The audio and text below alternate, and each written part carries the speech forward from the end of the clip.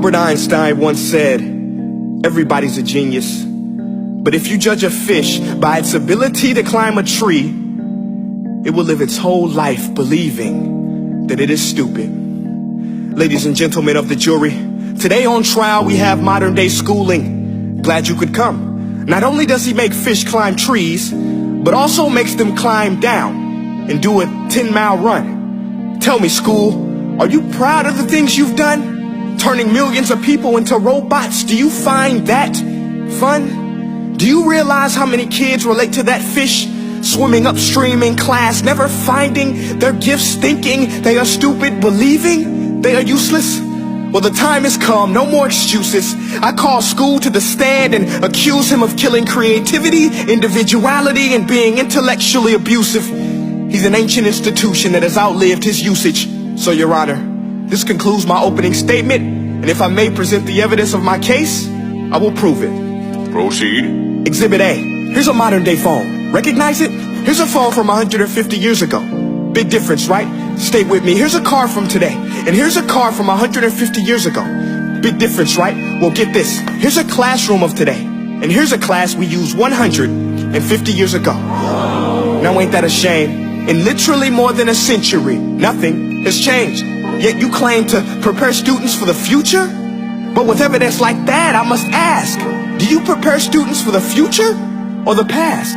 I did a background check on you and let the record show that you were made to train people to work in factories, which explains why you put students in straight rows, nice and neat, tell them sit still, raise your hand if you want to speak, give them a short break to eat, and for 8 hours a day, tell them what to think.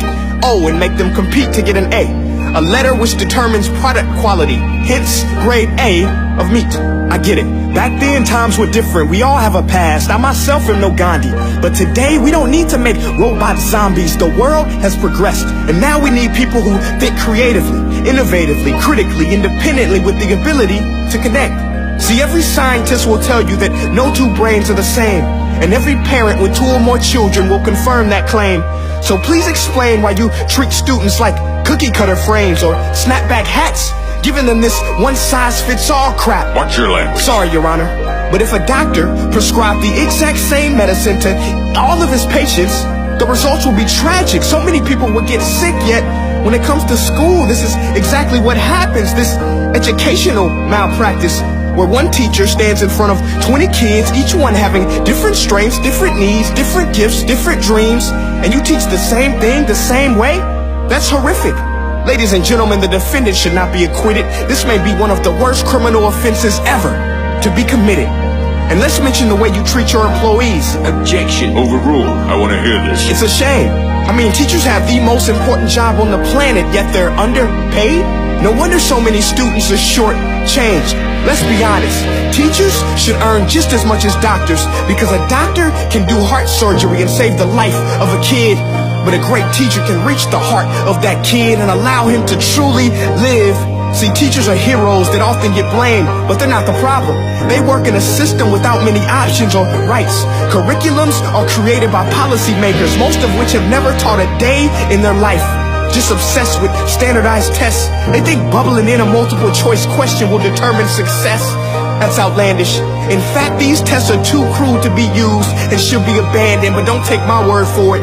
Take Frederick J. Kelly, the man who invented standardized testing, who said, and I quote, "These tests are too crude to be used and should be abandoned." Ladies and gentlemen of the jury, if we continue down this road, the results will be lethal. I don't have much faith in school, but I do have faith in people. And if we can customize healthcare, cars, and Facebook pages, then it is our duty to do the same for education, to upgrade it, change it, do away with school spirit, because that's useless. Unless we're working to bring the spirit out of each and every student, that should be our task.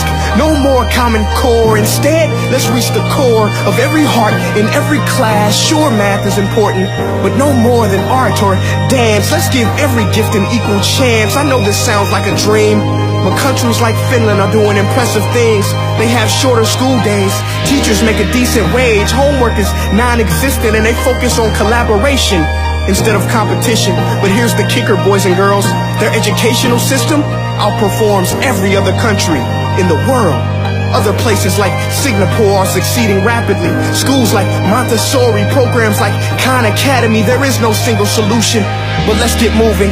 Because while students may be 20% of our population, they are 100% of our future. So let's attend to their dreams, and there's no telling what we can achieve. This is a world in which I believe, a world where fish are no longer forced to climb trees. I rest my case.